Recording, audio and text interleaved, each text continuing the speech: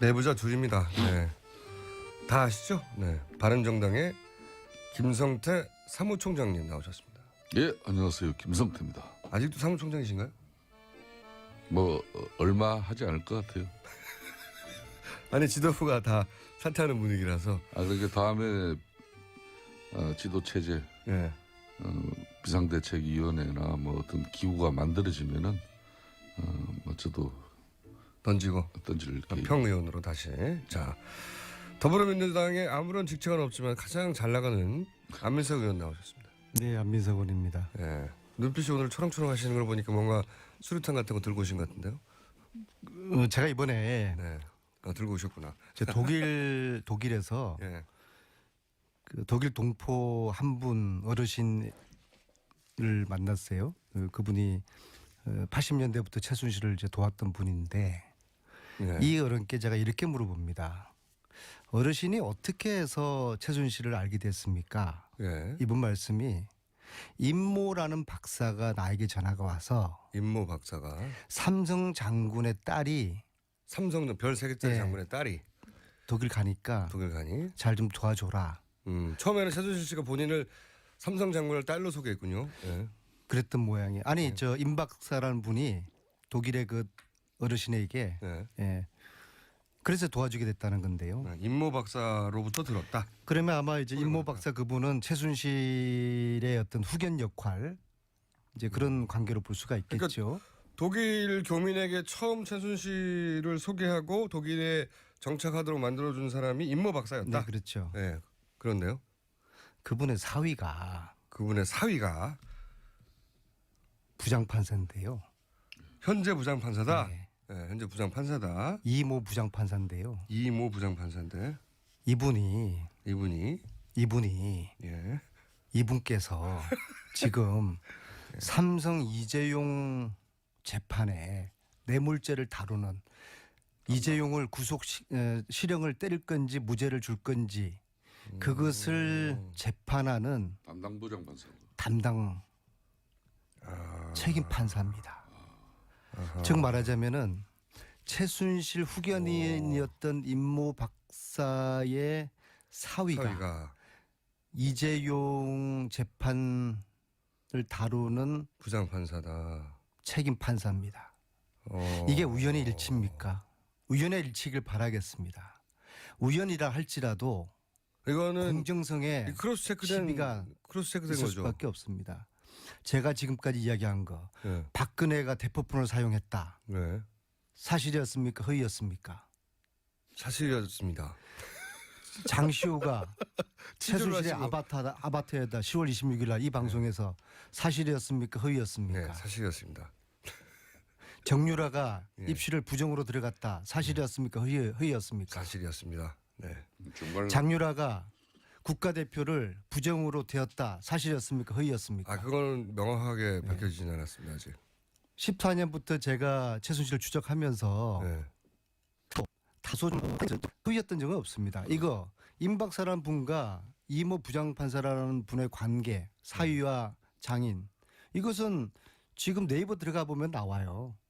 그 이름은 제가 실명을 안 밝히겠습니다. 임모 박사가 현 41년생이고요. 41년생. 네, 이재용 부회장 재판의 담당 부장 판사의 장인인 것은 팩트고 네. 여기서 이제 남아있는 부분은 임모 박사가 최순실 씨가 독일로 처음 진출할 때 독일 교민에게 이러이러한 사람이 간다고 소개해 준 사람이 맞느냐 이게 이제 남은 거네요. 근데 그 이야기는 그 전화를 받은 독일 교민한테 직접 네. 들어오신 거고. 그럼요. 대체로 맞네요. 안민석 의원이 지난 3년 동안 자기 사비를 거의 뭐 다 써가면서 이 최순실 일가들의 국정농단을 이렇게 조사하고 또 많은 정보를 수집하는 과정에 특히 독일은 저도 한번 다른 일로 같이 갔었는데 네. 안민석 의원은 벌써 뭐 독일 내에서도 상당한 네트워크를 가지고 있더라고요.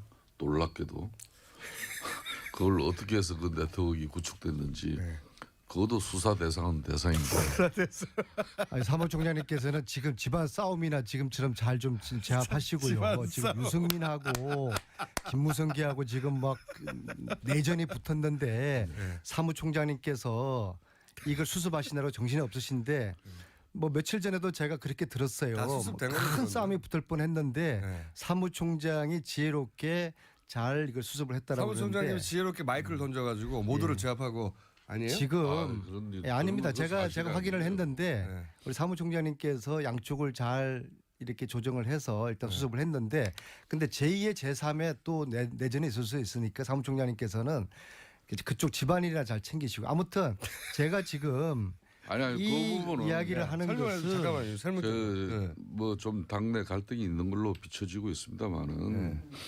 뭐 아무래도 신생 정당이니까 당의 진로나 또 네. 후보 선출 과정이라든지 비대위원장 누가 할 거냐? 더군다나 당 지도부가 일갈 다 사퇴가 된 마당이니까 네. 의원들이 상당히 그 예민해져 있죠. 네. 뭐 그런 측면에서 당의 자원 중에 뭐 이렇게 삼지대 협상이라든지 또 당의 예연을 확장하는 그런 노력에 네. 김무성 전 대표가 뭐 적임자다. 그런 네. 정치적 역할과 역량이 있는 사람이면 그런 사람 세우자 하는데 또 뭐 반대도 있는 것이고 네. 이거는 정당 내에서 뭐 그러고 고성고원에 뭐 소리 좀 나고 그런 거고 고성 좀 하셨죠? 뭐 그러다 보면은 그걸 이제 말긴 그 자꾸 그렇게 학살하지 마세요. 학살. 그 동료 의원들끼리 예. 가까운 의원들끼리 예. 좀 뭐 소리도 좀 지르고 그걸 또 제지하고 제어하는 과정에 네. 또 소리도 좀 있어 보이는 거고 뭐 마이크가 넘어가고 그런 거지. 아 던진 게 아니고 그게 마이크 혼자 그걸- 넘어갔구나. 그걸 그런 식으로 그러니까 그런 상황을 가지고 외부에 이렇게 또 왜곡되게 그게 알려낸다거나 아무리 이 판이 아수라판이라도 그게 뭐 내부 집안 이야기를 무슨 나와서 좋은 공개적으로 일이라고 방송에서 하는 거는 그런 굳이 그 남의 상도덕에 집안 일에 그 별로 좋지도 않은 상도적인 일을 입에 되는 가지고 거고요. 우리 그거는 김어준 또 그걸 또 부장장 즐기는 또 그런 걸 김총수도 즐겨요. 그건 상당히 지금 뭔가 지금 이성을 잃었어요. 네. 이성을 찾으시고 죄송하지만 아니, 이게 지금 중요한 게 아니라 제가 이 죄송하지만 좀 아침에 재밌긴 합니다. 이 아침에 제가 그런 지금 재미 즐기시려면은 이 방송은 이재용 본질은 아닌데. 재판 공정성에 대한 지금 아, 이건 의구심을 폭탄인데요? 제기를 하는 거니까. 아, 물론 사회라고 해서 반드시 그 영향을 과거에 예를 들어서 절대로 장인과의 관계가 이 재판에 영향을 미칠 거라는 것도 분명히 그 예단이죠. 저는 절대로 예단이긴 결코 한데 법원에서 좀 놀랍긴 합니다. 그 임모 박사의 사위가 이재용의 재판의 책임 판사로 배정된 것은 결코 단언코 의도적이지는 않을 거라고 봅니다. 네. 어떻게 이거를 이렇게 의도를 했겠어요? 아무리 삼성의 힘이 크더라도 어떻게 이 판사 배정조차도 삼성이 의도해서 기획해서 이런 어마어마한 무시무시한 일을 했겠어요? 절대로 그렇지 않다고 저는 믿습니다. 않다고 믿습니다만은 네. 그러나 네. 공정성에서는 네. 시비가 있게 되는 거죠. 이거 굉장히 큰 우연이긴 하네요. 이건 상상도 못했는데 왜냐하면은 서류상으로는 드러나지 않는 거군요. 절대로 서류상으로 임모 박사가 최순실 독일 정착을 위하여 최초로 도와준 그 교민에게 전화했던 양반이다 하는 게 저는요, 서류상에 드러날 리가 있나요? 이 게이트 국면에 예. 순간순간에 저에게 영감을 주는 애들이 있어요. 세월호 애들입니다. 이거 역시도 예. 정말 이런 사실을 제가 어떻게 확인하겠어요? 제가 독일을 가서 그런 어른을 만났고 우연히 그 얘기를 듣게 됐고 또 어떻게 제가 지난주 금요일 날 이재용 1차 심리가 불공정했다는 보도를 우연히 보게 됐어요. 예. 그 보도에 나타난 부장판사 이름이 1심 지난주 금요일 했잖아요. 지난주 금요일 날 이재용 부회장의 첫 번째 공판이 이미 시작됐어요. 네, 그렇죠. 시작됐는데 그 1심에서 말들이 좀 있었죠. 그렇죠. 네. 그래서 기사에 보니까 부장판사 이름이 이모 판사인데 네. 나 들었던 이름인데 그래서 그 확인을 해보니까 임모 박사의 사위 그 이름하고 일치하더라고요. 그 우연히 알아요. 그럼요. 진짜 섬뜩한 거죠. 이거는 오로지 안민석 의원은 촉 하나로 아니죠. 써요. 영감이죠. 저는 영감. 네. 시호를 맞춘 거라든지 유라 관련된 거라든지 순간순간 제가 텍사스 사막에 숨어 있는 간호장교 조대를 어떻게 찾았겠어요. 어떻게 찾으셨어요? 진짜 순간적인 영감이었어요. 텍사스가 막 떠올랐어요 머릿속에. 그러니까 이건 말로 설명이 안 돼요. 저분도 또 최순실하고 좀 비슷한 그런 게 있네요. 아니, 그러니까 제가 박근혜 대통령 쓰던 의원회관 620으로 좀 쓰고 있거든요. 아, 그래요? 박근혜 대통령이 받아야 될 우주의 길을 제가 받는 것 같아요. 그런 그 우주의 길은 좀 정의로운 묻지 마세요, 좀 정의로운 우주의 길을 말하는 거네요, 그죠? 자신은. 그렇죠. 네? 이거 불의야 맞서는. 야, 이건 정말 의외의 커넥션이네요. 의외. 그때 인연이 이 재판에 영향을 미친다. 제가 오늘 말하고자 하는 게 이 아니라. 방송에 오기까지 네. 이 말씀을 드려나 말지를 정말 고심을 했어요. 오늘 새벽 3시에 일어났어요. 왜냐하면은 이게 무서운 거 아니에요. 그래서 그러나 결국엔 제가 본인의 촉에 이건 좀 알려야 된다. 예, 국민께 그걸 알리고 이 재판이 공정하게 돼야 되는 거잖아요. 재벌이라고 해가지고 봐주고 그러면 안 되잖아요. 그러면 안 그래서 되죠, 공정한 당연히. 재판을 위해서 이 사실을 알려드려야 되겠다. 야, 이 커넥션은 혹시 동명이인은 아니고요? 아닙니다. 아니에요? 네, 확실해요? 네. 아마 이제 의원님이 이렇게 얘기했으니까 기자들의 취재가 잇따르겠네요. 예. 정의로운 기자들이 잘 취재를 해주시길 바라겠습니다. 자, 그건 그거고요. 바른정당의 이제 그러면 비대위원장은 빈 채로 가는 겁니까? 당분간? 뭐 그 부분은 정상적인 정당 체제로는 지도부가 일괄 총괄 사태가 되면은 바로 비상 조직인 비대위가 꾸려져서 누군가 데려오잖아요, 보통. 외부에서 영입할 수도 있고 네. 내부에서 이렇게 채울 수도 있는데 그 부분이 지금 현재 불투명해졌어요. 그러니까 당내 사정은 이제 후보 선출을 위한 이제 후보가 선출되어지면은 선거 관리 선대위 체제, 선거대책위원장 체제로 당 전체가 선대위 체제로 가자 한마디로 뭐 말하자면. 그런 건데 네. 뭐 총장으로서는 뭐 이런 거죠. 당무는 당이고 또 후보 선거 지원 일은 지원 일이고 이런 겁니다. 그러니까 그럼 예를 들어 유승민 전 대표가 당의 후보가 되는 순간부터는 당 전체가 유승민 후보 당선을 위해서 뛰는 건 당연하지만 당 전체가 선대위 체제가 되고 유승민 후보의 선대위원장이 당을 움직이는 게 되는 거예요. 보통 뭐 이런 큰 선거 때는 정당이 네. 후보가 선출되어지면은 후보 중심으로 네. 그렇지만 당 대표는 따로 있죠 보통은. 모든 지원과 또 뭐 일이 다 글로 집중될 수밖에 없죠. 그렇지만은 네. 일상적인 또 정당 구조는 유지되어야 돼요. 중요한 의사 결정이라든지 의결은 그 당 대표 이런 최고 결정에서 당 대표가 없을 때는 이제 비대위라 그러죠. 비대위 위원장이 그걸 판단하고 결심하는데 그 기능이 이제 문제가 생기죠. 어쨌든 김무성 전 대표는 이게 안 하는 걸로 결론이 난 거죠. 제가 볼 때는 김무성 전 대표는 이분은 박근혜 전 대통령 탄핵 이후에 자신의 정치적 의미를 크게 이제 찾지 않는 것 같아요. 할 어떻게 일 다 보면은 일단 이 국면에서 할 일 다 했다. 뭐 본인으로서는 말 그대로 백의종군이라는 게 뭐 자신으로는 정치적인 어떤 그런 욕심이나 또 정치인으로서 가지는 그런 뜻 야심을 다 버린 것 같아요. 어떻게 보면. 저렇게 훌륭한 사무총장이 있는 최소한 이 바른정당이 국면에서는 버린 것 같다는 거죠. 그러니까 이 대선 의원들 국면에서는. 중에는 사실상 새누리당에서 이렇게 바른정당으로 탈당할 때는 거의 뭐 3분의 2 넘는 많은 의원들이 거의 한 70, 80% 해도 과언은 아니죠. 김무성 전 대표를 상당히 신뢰하면서 따라왔다도 과언이 아닌데 막상 이분이 사실상 박근혜 대통령 탄핵 이루어지고 난 이후로는 목표 의식을 잃어버렸어요? 굳이 뭐 목표 의식이라고까지 단정 규정하지는 않습니다만은 좀 자신의 정치적 어떤 그런 뜻이나 뭐 의지 이런 게 안 보여요 별로.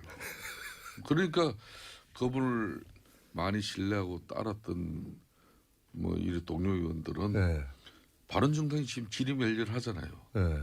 그래서 좀 흔히 말하는 삼지대 협상도 고문으로서 거기 가서 참여하고 누굴 만나고 이런 모습보다는 네. 바른정당의 실질적으로 당력을 가지고 흔히 말하는 당권을 가지고 책임 있게 나서는 거하고는 하늘 땅 차이거든요. 그리고 이제 뭐 자유한국당이든 여기 탄핵 찬성한 의원들을 다시 영입해 놓은 그런 여러 가지 노력이라든지 이런 사실상 김무성이라는 사람 한 사람 나서면은 기자들이 따라 붙는 숫자가 달라져요. 네. 그럼에도 불구하고 본인이 그런 일들을 극구 이렇게 거부하고 전면에 나서 나 물론 모르겠어요. 전체 우리 바른정당 의원들이 뜻을 하나로 모아서 요청하면 또 상황은 달라질 거라고 보는데 막 그것도 용이치 않고 그러다 보니까 뭐 그런 측면에서 본인이 의지를 별로 안 가져요. 김무성계는 사실상 와야 되고 있는 중입니까? 사실상 바른정당은 김무성계 없습니다. 제가 단호하게 이야기합니다. 아니, 사무총장님은 김무성계를 저도 오늘 이 방송을 통해서 이제 분명히 밝힙니다. 바른정당은 예. 개파 개보 있어서는 안 됩니다. 예. 제가 3년 전에 정말 박근혜 정권에서 어렵게 용기를 내서 박근혜 대통령이 지지하지 않는 그런 주류는 항상 저렇게 이야기하는 거예요. 개파 없다. 이렇게 이야기하는 이번에 분명히 선언합니다. 김무성 자신이 뭐 개파 개보를 전혀 생각하지 않고 뭐 이런 무미한 어떤 행동을 하시는 거는 절대 저런 방식으로 하면 사람이 붙을 수가 없어요. 그러니까 김무성계가 있었을 수도 있지만 이제 와야 사라지고 있다. 이제 와해라기보다는 네.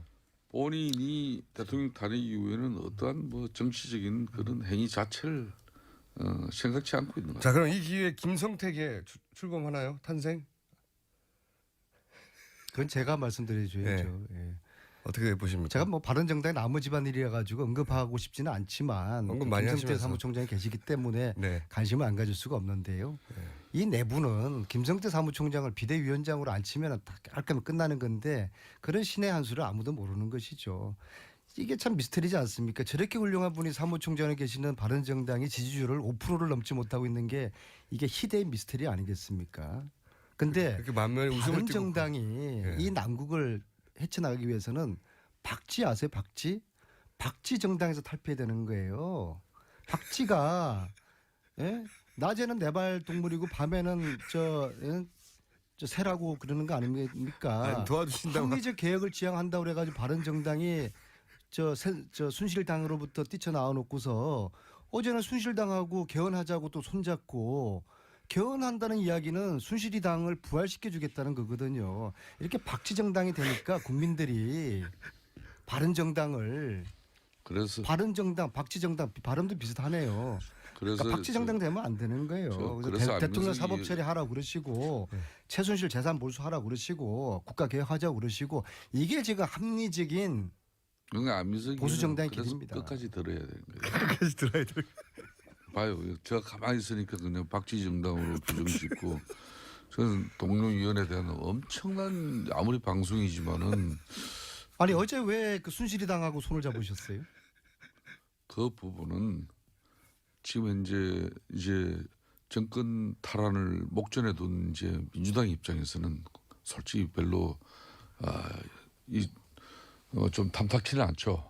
왜 그런가 하면은 뭐 국민의당, 바른정당, 자유한국당 이렇게 해서 한 150석이 넘게 개헌 발의를 할 수 있기 때문에 발의까지 할 수 있죠. 예, 그러면은 사실상 200석이면은 이제 되는 겁니다. 요건이 갖춰지는 건데 그런 측면에서 우선 문재인, 안철수 두 후보가 공식적으로 이걸 반대하는 입장을 표명하고 있기 때문에 사실상 개헌 실행 가능성은 거의 사라지고 있다고 보도 저는 간이 그렇죠. 아니라고 봅니다.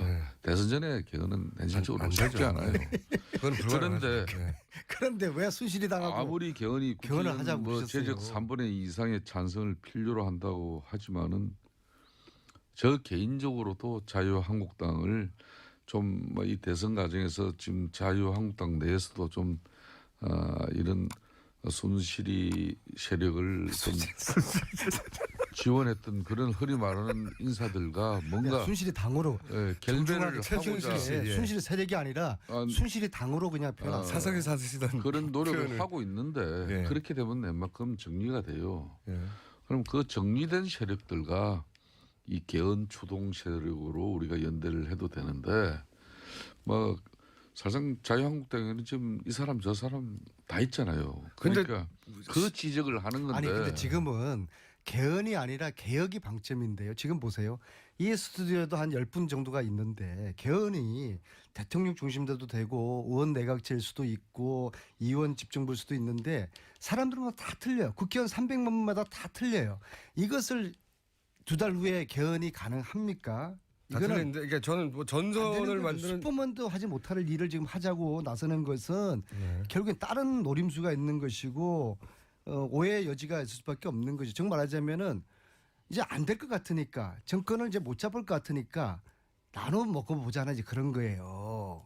그런 아주 불순한 의도가 있죠. 이게 바로 최순실식입니다. 이게 명분은 좋죠. 아니 개헌해야 되죠. 누가 반대합니까? 근데 그 속에 이제 사익이 있는 거예요. 당리당략이 있는 거예요. 이런 식으로 이제 벌써- 최순실을 닮아가면 안 되고요. 벌써 우리 안민석 의원의 이제 톤 자체가 달라졌어요. 이제 벌써 집권당 그 사선 의원으로서의 딱 스탠스가 잡히네 벌써 보니까. 예? 아니 근데 문제는 아니, 이 아직까지는 와중에 좋아요. 문재인 대통령이 예? 문재인 전 대표가 대통령이 되고 난 이후에 아니 그럼 우리가 안희정이 후보가 아니, 될 수도 있어요. 되고 난 이후에 지금 이재명 도지사 될 수도 안민석 의원이 있습니다. 그런 예. 이야기를 한다 그러면 안철수 대표가 이해가 될 수도 돼요. 있고요. 예. 근데 분명히 아직까지 지금 더불어민주당은 야당이에요. 그것도 제1야당이에요. 제1야당이 벌써로 이 집권당의 사선 의원처럼 딱 이렇게 말씀하시면은 그거는 안민석 의원이 지금까지 걸어온 그런 길하고는 맞지 않죠. 그거는 좀 반성하실 용의가 없어요? 예?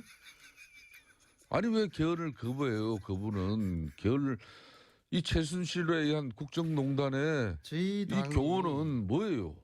제왕적 대통령 이 권력을 갖다 이제 분산시켜서 87년 낡은 군더더기 옷을 입고 뭐 이 대통령 한 사람이 그냥 최순실 같은 이런 사람들에게 놀아나는 거 이걸 아니 개헌을 하지 법법을 말자고 개정해서 했으니까 고치자는데 그걸 반대하면 어떡해요? 최순실식으로 풀지 말자는 겁니다. 내년 지방선거 때 그때 개헌을 하면 되는 것이고요. 개헌을 찬성하긴 찬성한데 그리고 어제 그 시점이 뭡니까? 아 개헌을 찬성하죠. 근데 시점이 문제인데 어제 시점이 한교안이가 불출마 또 하지 않습니까? 이제 보수 쪽에서는 반기문도 이렇죠.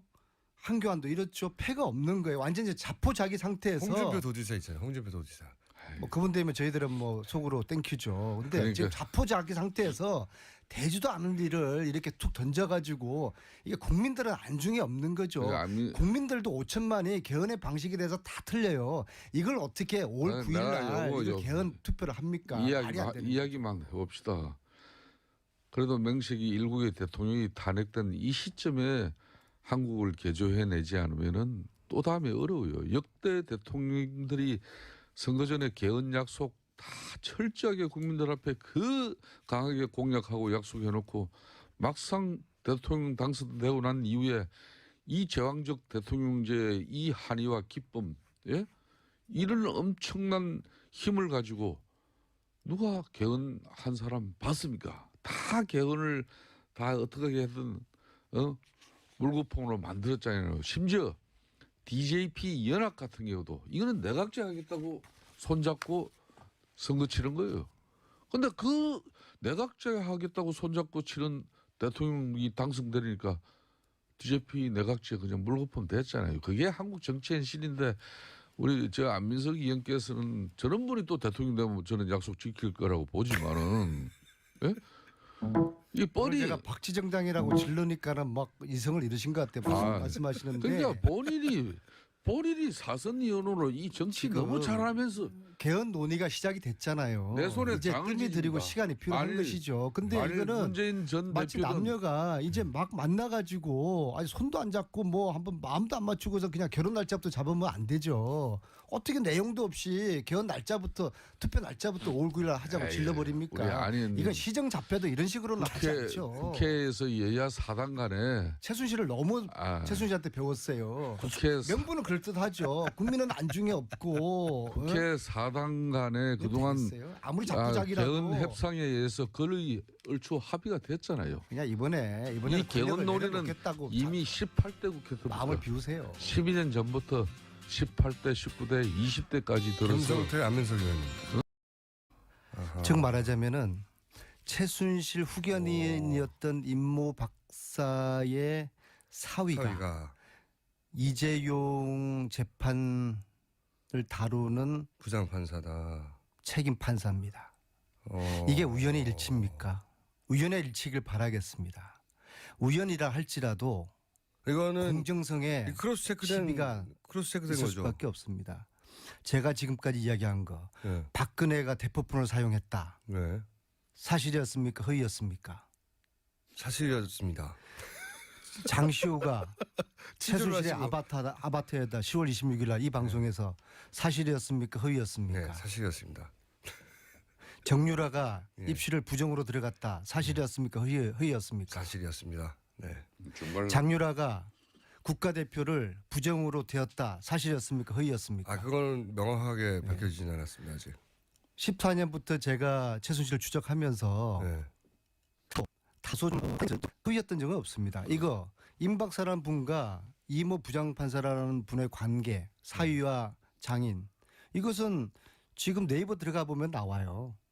그 이름은 제가 실명을 안 밝히겠습니다. 임모 박사가 현 41년생이고요. 41년생. 네, 이재용 부회장 재판의 담당 부장 판사의 장인인 것은 팩트고 네. 여기서 이제 남아 있는 부분은 임모 박사가 최순실 씨가 독일로 처음 진출할 때 독일 교민에게 이러이러한 사람이 간다고 소개해 준 사람이 맞느냐 이게 이제 남은 거네요. 근데 그 이야기는 그 전화를 받은 독일 교민한테 직접 네. 들어오신 거고. 그럼요.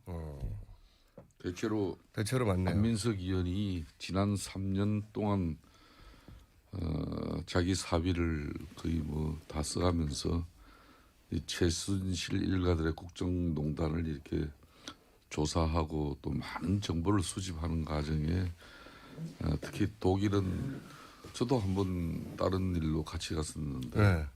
안민석 의원은 벌써 뭐 독일 내에서도 상당한 네트워크를 가지고 있더라고요.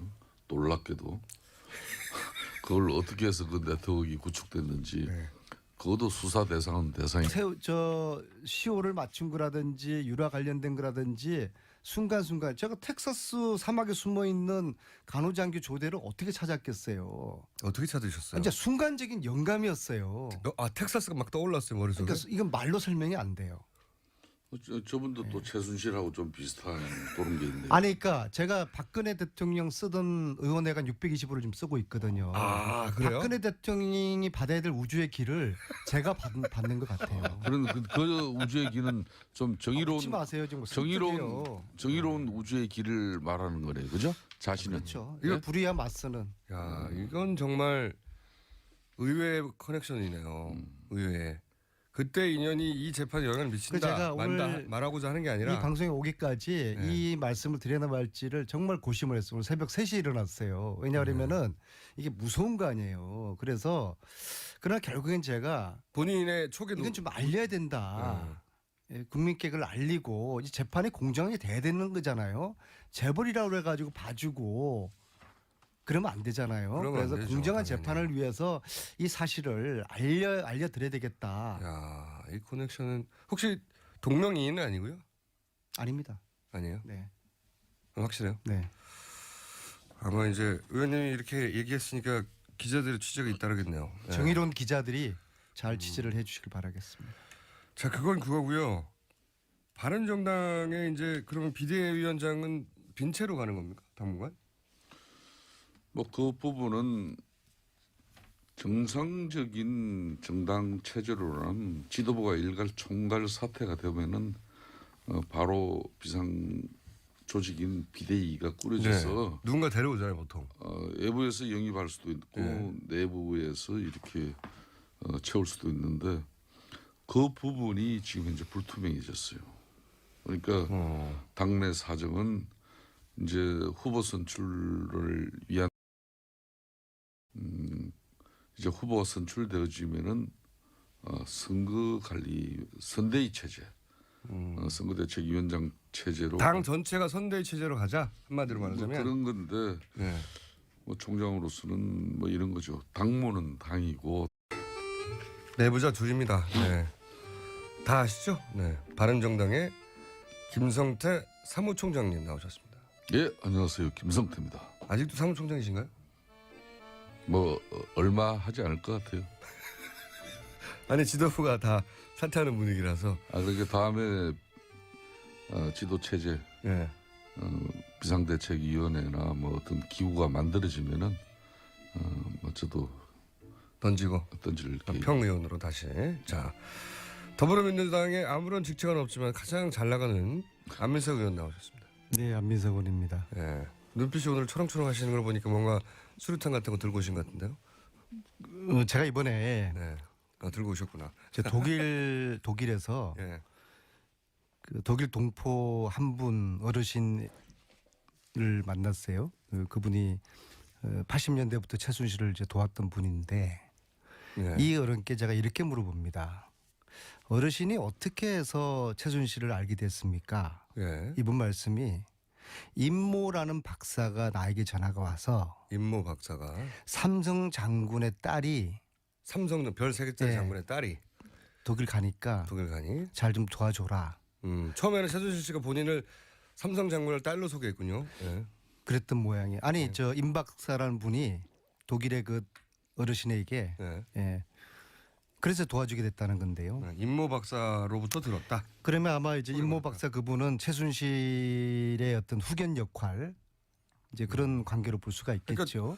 독일 교민에게 처음 최순실을 소개하고 독일에 정착하도록 만들어준 사람이 임모 박사였다. 네, 그렇죠. 예. 그런데요. 그분의 사위가 그분의 사위가 부장판사인데요.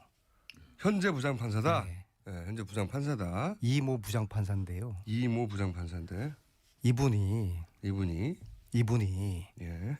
이분께서 지금 삼성 이재용 재판에 뇌물죄를 다루는 이재용을 구속 실형을 때릴 건지 무죄를 줄 건지 그것을 재판하는 담당 부장판사. 담당 책임 판사입니다.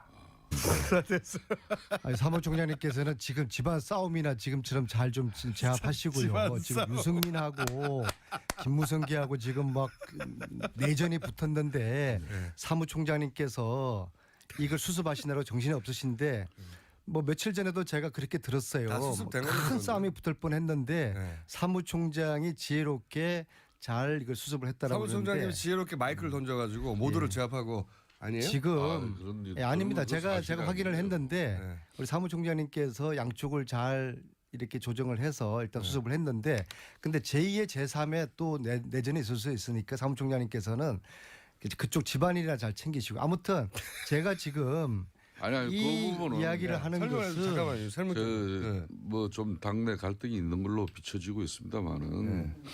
뭐 아무래도 신생 정당이니까 당의 진로나 또 후보 선출 과정이라든지 비대위원장 누가 할 거냐고. 더군다나 당 지도부가 일갈 다 사퇴가 된 마당이니까 네. 의원들이 상당히 그 예민해져 있죠. 네. 뭐 그런 측면에서 당의 자원 중에 뭐 이렇게 삼지대 협상이라든지 또 당의 예연을 확장하는 그런 노력에 네. 김무성 전 대표가 뭐 적임자다. 그런 네. 정치적 역할과 역량이 있는 사람이면 그런 사람 세우자 하는데 또 뭐 반대도 있는 것이고 네. 이거는 정당 내에서 뭐 그러고 고성고원에 뭐 소리 좀 나고 그런 거고 고성 좀 하셨죠? 뭐 그러다 보면은 그걸 이제 말긴 자꾸 그렇게 학살하지 마세요. 학살. 그 동료 의원들끼리 예. 가까운 뭐 의원들끼리 예. 좀 예. 뭐 소리도 좀 지르고 그걸 또 제지하고 제어하는 과정에 네. 또 소리도 좀 있어 보이는 거고 뭐 마이크가 넘어가고 그런 거지. 던진 게 아니고 그게 마이크 혼자 그걸- 넘어갔구나. 그걸 그런 식으로 그러니까 그런 상황을 가지고 외부에 이렇게 또 왜곡되게 알려낸다거나 아무리 이 판이 아수라판이라도 그게 뭐 내부 집안 이야기를 무슨 나와서 좋은 공개적으로 일이라고 방송에서 하는 거는 그런 굳이 그 남의 상도덕에 집안 일에 그 별로 좋지도 않은 상도덕에 일 위배되는 가지고 거고요. 우리 그거는 김어준 또 그걸 또 부장장 즐기는 또 그런 걸 김총수도 그건 상당히 지금 뭔가 지금 이성을 잃었어요. 네. 이성을 찾으시고 죄송하지만 아니, 이게 지금 중요한 게 아니라 제가 이 죄송하지만 좀 아침에 재밌긴 합니다. 이 아침에 제가 그런 지금 재미 즐기시려면은 이 방송은 이재용 본질은 아닌데. 재판 공정성에 대한 지금 아, 이건 의구심을 폭탄인데요? 제기를 하는 거니까. 물론 사회라고 해서 반드시 그 영향을 과거에 예를 들어서 절대로 장인과의 관계가 이 재판에 영향을 미칠 거라는 것도 분명히 그 예단이죠. 저는 절대로 예단이긴 결코 한데 법원에서 좀 놀랍긴 합니다. 그 임모 박사의 사위가 이재용의 재판의 책임 판사로 배정된 것은 결코 단언코 의도적이지는 않을 거라고 봅니다. 네. 어떻게 이거를 이렇게 의도를 했겠어요? 아무리 삼성의 힘이 크더라도 어떻게 이 판사 배정조차도 삼성이 의도해서 기획해서 이런 어마어마한 무시무시한 일을 했겠어요? 절대로 그렇지 않다고 저는 믿습니다. 않다고 믿습니다만은 네. 그러나 네. 공정성에서는 네. 시비가 있게 되는 거죠. 이거 굉장히 큰 우연이긴 하네요. 이건 상상도 못했는데 왜냐하면은 서류상으로는 드러나지 않는 거군요. 절대로 서류상으로 임모 박사가 최순실 독일 정착을 위하여 최초로 도와준 그 교민에게 전화했던 양반이다 하는 게 저는요, 서류상에 드러날 리가 있나요? 이 게이트 국면에 예. 순간순간에 저에게 영감을 주는 애들이 있어요. 세월호 애들입니다. 이거 역시도 예. 정말 이런 사실을 제가 어떻게 확인하겠어요? 제가 독일을 가서 그런 어른을 만났고 우연히 그 얘기를 듣게 됐고 또 어떻게 제가 지난주 금요일 날 이재용 1차 심리가 불공정했다는 보도를 우연히 보게 됐어요. 예. 그 보도에 나타난 부장판사 이름이 1심 지난주 금요일 했잖아요. 지난주 금요일 날 이재용 부회장의 첫 번째 공판이 이미 시작됐어요. 네, 그렇죠. 시작됐는데 그 1심에서 말들이 좀 있었죠. 그렇죠. 네. 그래서 기사에 보니까 부장판사 이름이 이모 판사인데 네. 나 들었던 이름인데 그래서 그 확인을 해보니까 임모 박사의 사위 그 이름하고 일치하더라고요. 그 우연히 알아요. 그럼요. 진짜 섬뜩한 거죠. 이거는 오로지 안민석 의원은 촉 하나로 아니죠. 영감이죠. 저는 영감. 네.